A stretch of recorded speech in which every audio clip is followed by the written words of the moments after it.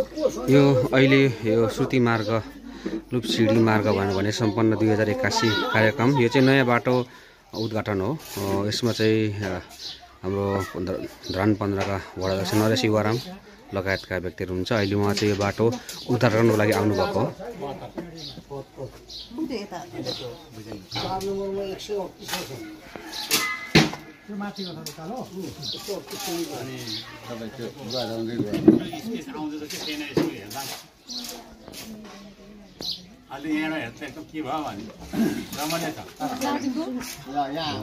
उहाँहरू यता चाहिँ गर्दै गर्दै टोलवासीहरूसँग यो गर्दै हुन्छ सिग्नेचर।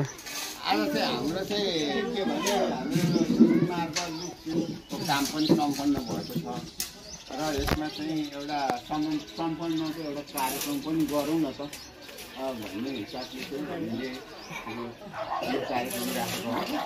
यसमा हामीले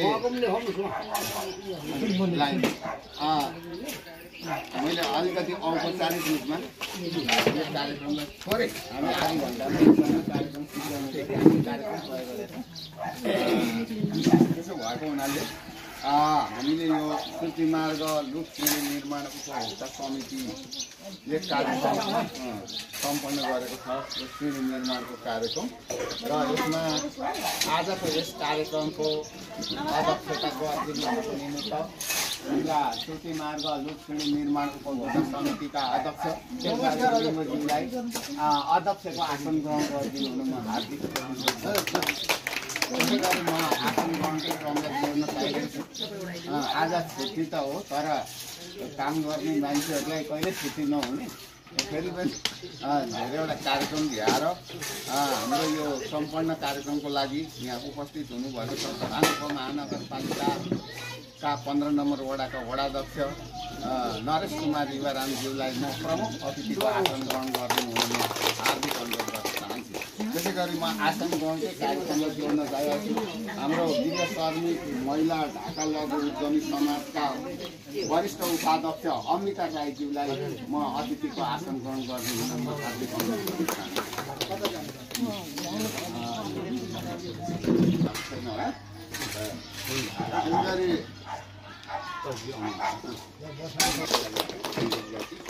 अगाडि आएर त्यसै गरी अब यहाँ हामीले निमन्त्रणा गरेको र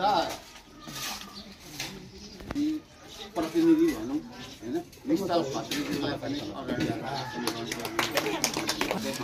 अहिले यहाँ ज्येष्ठ नागरिकलाई पनि सम्मान गरिएको छ होइन। उहाँलाई त बसाइएको छ र ज्येष्ठ नागरिकले हामीले सम्मान गर्नुपर्ने हुनाले उहाँलाई पनि अगाडि ल्याइएको छ। अनि सबै हाम्रा उपभोक्ता समिति उपभोक्ताहरू हामी सबैलाई एका स्थानमा र अहिले उहाँ चाहिँ नरेश युवाराम वडा नम्बर 15 को अध्यक्ष अहिले हुनुहुन्छ हालै।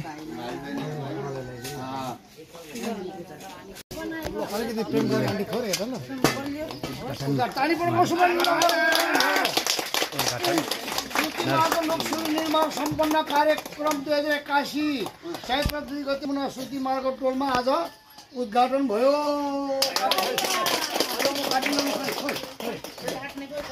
तान्ने होला हो त्यो त तान्ने उता यताबाट यताबाट होला।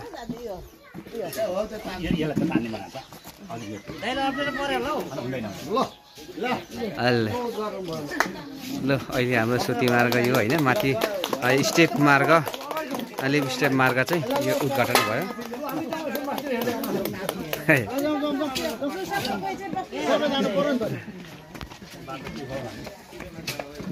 हाम्रो माथिबाट जाँदैछ।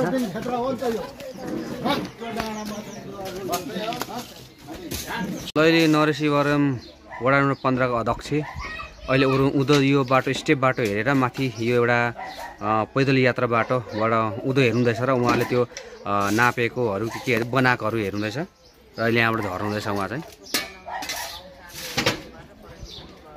ठाउँ जस्तो सुकै भए पनि बजेट परेको हो। बजेट परेपछि यतिको बनिनै पर्ने हुन्छ। जस्तो सुकै भए पनि यदि नराम्रो भयो भने पछि अझै माथिल्लोपट्टिबाट बाटो बनिन्छ। त्यो बाटो बनाउँदै गर्दाखेरि चाहिँ उहाँले बनाइहाल्नुहुन्छ। अहिले चाहिँ माथिबाट उहाँ झर्नुहुँदैछ।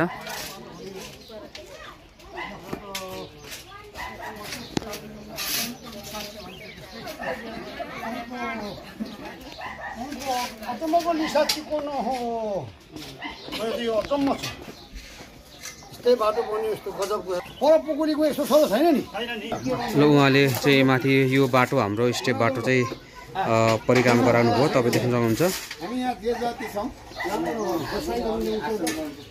जोडे अब अहिले हामी के चाहिँ गर्नु गइरहेको छौँ त भन्दा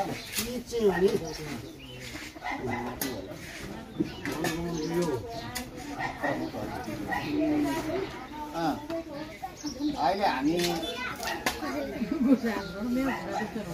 छिटो नै कार्यक्रम सम्पन्न गर्न गइरहेछौँ अब यसमा थुप्रै कुराहरू आएको छ पहिला नै हामीले निवेदन दिएका थियौँ त्यहाँ राख्यो बजेट भन्ने कुरा पनि गर्नुभएको छ तर पछि त के छ भन्ने कुरा त सम्झौता पत्रमा छ हामीले सम्झौता गरेका छौँ जम्मा 1 लाख रुपियाँको बजेट हो यो 1 लाख रुपियाँमा 4,000 रुपियाँ काटिने कुरा त्यहाँ छ त्यसमा पनि अलिकति बिल भरपाई तलमाथि भयो भने अलिक काटिनु पनि सक्छ काटेको कागजहरू बाँकी छ अब यहाँ चाहिँ स्वागत मन्तव्य सहित यसको आय व्यय पनि खर्च विवरण पनि प्रस्तुत गरिदिनु हुनको लागि हाम्रा यस सिडी निर्माण उपभोक्ता समितिका कोषाध्यक्ष प्रेम कुमारी राईजीलाई हार्दिक अनुरोध गर्छु। र उहाँले त कति लाग्यो यो बाटोको लागि भन्ने हुन्छ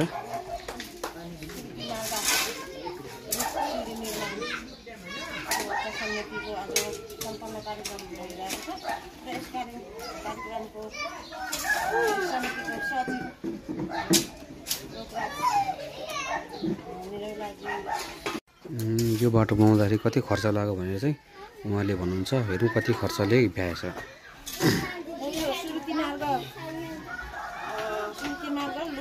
सिडी निर्माण समितिको आज सम्पन्न कार्यक्रममा म यो आज यहाँसम्म भएको खर्च 1 लाख उहाँदेखि अब वडाबाट 1 लाख चाहिँ अब दिने भएको हुनाले गर्दाखेरि यहाँ कति खर्च भयो भन्ने विषयमा म सबैलाई जानकारी गराउँछु र यो एकचोटि मुष्टै भनौँ होइन यो एउटा किन यो गरिरहने मुष्टै भन्दाखेरि पनि आखिर यहाँ लागेको खर्च मात्रै लाग्ने हो होइन र यो हाम्रो सिमेन्ट बालुवा गिटी मिस गिटी यो के अरे मसिनो बालुवा बालुवा सबै गरेर अनि यो रड पनि थोरै लागेको छ यो गर्दाखेरिलाई यो किनभने लागेको कुरो त लेख्नैपर्छ अनि तगारीहरूदेखि लिएर डोलोदेखि लिएर यो सामग्रीको चाहिँ जम्मा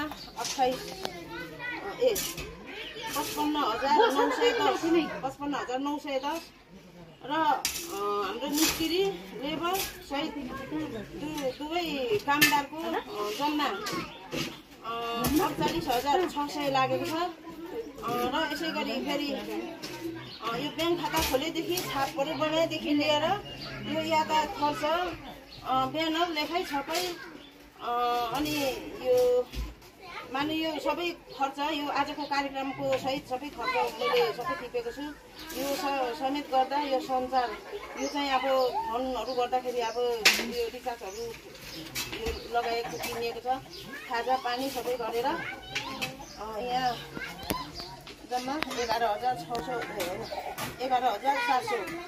गरेर जम्मा 1,16,210 रुपियाँ खर्च यहाँ टोटल खर्च चाहिँ आजको कार्यक्रममा भएको छ अब उहाँदेखि आउने अब कति भएर आउँछ होइन अब यो खर्च यत्रो किन लाग्यो अब यो खर्च यो बाटो बनाउँदैखेरि यहाँ सबैले सुनाउँदै पैसा पुगेन यति धेरै भयो भन्नु पनि हालेको कुरोलाई सक्नै पऱ्यो मैले होइन अब सक्नु नै पर्ने हुन्छ अब मैले पनि यही मात्रामा अलिअलि सरसफाइ गरेर भए पनि यो बाटोले मैले सघाउने काम गरेको छु र यो होइन काम गरेको नगरेको अब राम्रो सत्यमन सच्चमन हुनेले अब राम्रै गरेको छ भने राम्रै देख्नुहुन्छ छैन भने छैन अब होइन तर मैले जे गरेँ यति गरेको छु र यही हो खर्च चाहिँ 1,16,210 आजको यो टोटल एकै पैसा यो बिना टोटल गरेर यति खर्च भएको छ र मेरो यो 1,16,810 कति भन्नुभएको छ यो बाटोको लागि चाहिँ यो स्टेपको लागि यति धेरै लगानी भएको छ अथवा यति बनिएको छ भन्ने छ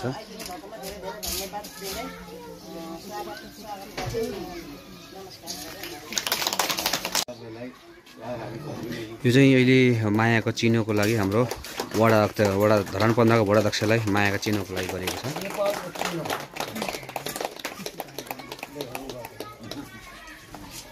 त्यसै गरी हामीले हाम्रो सबैले श्रम गर्नु भएको छ, सबैले मेहनत गर्नु भएको छ। हामीले सूर्य राईज्यूलाई पनि मायाको चिनो यहाँ व्यवस्था गरेका थियौँ। अहिले यहाँ उपस्थित हुनु भएन, तर उहाँ सँगसँगै सबैले श्रम त गरेका छौँ। तर श्रम गर्ने मान्छेलाई सम्मान गर्नुपर्छ एउटा मान्यता पनि हो। र अहिले हाम्रो बाबुबाजे हुन्, तर कोही मान्छेले श्रमदाताका पिता भन्ने पनि गरेका छन्। अब मैले यहाँ नाम लिँदिनँ, अहिलेका नगर पढ्नु श्रमदाताका पिता अकरको भिड खोज्ने त हाम्रो बाबुबाजे ऊ श्रमदाताको पिता हो त होइन नि त। त्यस कारणले मान्छेको दृष्टिकोण भन हुनु हुँदैन, सत्य कुरालाई बङ्ग्याउनु हुँदैन भन्ने पनि म यहाँ यो कुराहरू राख्न चाहन्छु। त्यसै गरी अब हामी कार्यक्रमको अन्तिम चरणमा आएका छौँ। दौरे लाग्नु पऱ्यो, पुलिसमा जानु पऱ्यो, कुनै रोक्सिया भेट्दाखेरि जनजाति आदिवासी प्रतिष्ठान ऐन 2058 अनुसार वडा कार्य सिपाही लिएर गएर अनि भर्ती लाग्नु पाइयो, जागिरी खानु पाइयो, कोटा पाइयो। त्यो चाहिँ हाम्रो अरूले हुँदैन भनेर भन्दा हामी बार्गेनिङ गऱ्यौँ। 4 पल्टमा बल्ल त्यो हटाइदियो। त्यसो हुँदा मेरो भाइ पुरा के छ, नेतृत्व हो, समूहले पास गर्नै पर्छ। अनि मैले लगेको कुरा चाहिँ हुँदा 4जनाले ओके भएन, हुँदैन। यस्तो हुनुपर्छ, मिल्नुपर्छ मेरो भाइ। तल माथि केही कदममा गयो होला, तर बाटो बनाउँदा हो, समूहको विकास गर्नको लागि, समूहमा राम्रो हुनलाई सबैजनाको कुरा हुन्छ। कुन जात, कुन धर्म, कुन वंश, कुन थर छौँ, तर समूहमा ओखलडुङ्गा, भोजपुर, ताप्लेजुङ, 5 थर, झापा, मोरङको यो भित्तामा बसेका छौँ। हामी मिल्ने हो, मर्दा पर्दा समस्या हुँदा, बाटो बनाउँदा, हरेक कुरामा अप्ठ्यारो गाह्रोमा एक हुनुपर्छ। त्यसो हुँदा संविधानले त्यो अधिकार प्रदान गरेको छ। र त कान्छाको कुरा मैले गरेको मेरो कुरा आएन भन्नु पाइन्छ, तर आदरणीय दिदी यहाँ कान्छाको दिदी हो प्रेम कुमारी, हिजो त्यसरी बोल्दा बोल्दा आज यो गाउँमा त्यो गृहश्रमिक महिलाको भवन बन्दैछ, त्यो 2 लाख हामी वडाले हाल्दैछौँ। अब बिल्डिङ ढलाइ हुँदैछ, उहाँहरू कुद्नु भएको छ, उहाँ कुद्नु भएको छ, उहाँ सबै दिदीबहिनी लागेर यो गाउँको त इज्जत बचाइदिएको छ नि त भाइ। त्यसो हुँदाखेरि म यही गाउँको वडाध्यक्ष भएपछि मैले अलि अरूलाई अनुरोध गरेँ, मेरो पार्टीको रहेको सबै समाजसेवीलाई, अनि बजेट दियो र भएको बन्यो। यसरी गर्ने हो। उसले मात्रै गरोस्, म त नाम आयो भने त गुनासो गर्नु हुँदैन। दिदीलाई दिदी भन्नुपर्छ, बुवालाई बुवा भन्नुपर्छ, दाइले दाइ भन्नुपर्छ। त्यसो हुँदाखेरि सिस्टम प्रक्रिया पद्धतिले अगाडि बढ्दा कान्छाले पनि गरेकै छ, कान्छाले पनि लेखेकै हो, दिदीले अगाडि बढाएकै हो, हामी सम्बोधन गरेकै हो, हामी यात्रामा छौँ भन्दै कान्छा कति भाग्य, कान्छा कति राम्रो, कान्छालाई धन्यवाद दिउँ, सबैले ताली पठाइदिउँ। यो गाह्रो खत्रो यो कान्छाले। अनि बाटो बन्नु नभए कान्छाको घर यता प्यात्ता परेको छ, बाटो त्यो सत्य यता मैला भन्छ, मैला कान्छा र मैलाको लडाइँले गए। माथिको मान्छे चाहिँ के हो भन्दा थन्को बस्यो नि, कान्छाले म सक्नुआँटे कान्छा आयो भन्दै कान्छालाई धन्यवादको ताली पड्क्यो अघि। अब कान्छालाई के बोकेर लानु पर्दैन, कान्छाको घरको छ, कान्छालाई के खानेकुरा मुख खुवाउनु पर्दैन, कान्छालाई ताली पड्काउनु। ताली र गाली दुईवटा कुरा खतरा हो। ताली आयो भने त्यो हँसिन्छ नि कसै, अब गाली पनि पछि आउँछ कि। गाली कतिखेर आउँछ भने मैले दिएको बाटो बन्द गर्छु, अनि गाली आउँछ। आज ताली आयो, त्यसो हुँदाखेरि ताली गाली चाहिने पनि हो, श्रीमती श्रीमान दुईवटा चाहिने नै हो। अनि त्यसो हुँदाखेरि मैले यति कुरा राखेर यो भएको बजेट जुन पुगेन नि, त्यो नपुगेको बजेट कहाँ छ, के छ, तपाईँहरू सहयोग गर्नु, साथ हुनु, कहाँबाट ल्याउनुभयो बहिनीले। अनि हिसाब किताब पारदर्शी ढङ्गले अगाडि बढाएको छ, तपाईँले हिसाब किताब हेरिहाल्नुभयो कि कसैको मनमटाव नहोस्, यति राम्रो बाटो बन्यो। यस्तो बाटो चाहिँ पल्लो अब कतिवटा चाहिँ ठाडो एउटा त्यहाँ छ, अनि एउटा 2टा बाटो छ।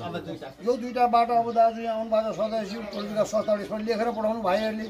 यो टोल विकास संस्थाले अब 82-83 को बजेटमा लेखेर पठाउने, अनि त्यहाँ पनि बनाउने। अनि माथिल्लोपट्टिको 1300 बाटो छ, उहाँ हेर्नु ज्येष्ठ नागरिक लौटेर उहाँको अगाडि 1300 बाटो अब ड्रेन बनायौँ हामीले। 1300 बाटो बनाउनु पर्नेछ, तर पर निकास कहाँ लाने? बाइक लगो भने बाइक लगेर गयो भने पर खोलामा जानु गइन्छ, यताउल माथिबाट हुँदैन त। बाटो निकास हामी गर्दैछौँ कान्छा भाइ भन्दै यहाँहरूमा कुनै गुनासो भएमा हामीलाई सोध्नु होला, हामी तपाईँहरूलाई साथ सहयोग दिन्छौँ भन्दै यहाँलाई धन्यवाद दिँदै कार्यक्रम सफलताको शुभकामना भइसकेको छ। हार्दिक आभार व्यक्त गर्दै टिमकोबाट मैले भन्न सकेँ। नमस्कार। आज हाम्रा प्रमुख अतिथि नरेश कुमार सिंहारामज्यू साथै हाम्रा धरान पन्ध्रका वडा सदस्य गङ्गालाल ज्यू र यहाँका सम्पूर्ण यो क्रिया समितिका हाम्रा अध्यक्ष हुनुहुन्छ प्रेम कुमारी दिदी, उहाँ यो पिँढी निर्माण उपभोक्ता समितिका कोषाध्यक्ष पनि हुनुहुन्छ र हाम्रा लोकपाल र सुनौलो महिला हाम्रा उपाध्यक्ष हाम्रा गङ्गा बहिनी सम्पूर्ण उपस्थित हुनुभएका र हाम्रा उपनायकमा उपस्थित हुनुभएका महानुभावहरूलाई हार्दिक अभिवादन न्यानो नमस्कार भन्न चाहन्छु र त्यो समापन भएको पनि म घोषणा गर्न चाहन्छु। हस्, धन्यवाद।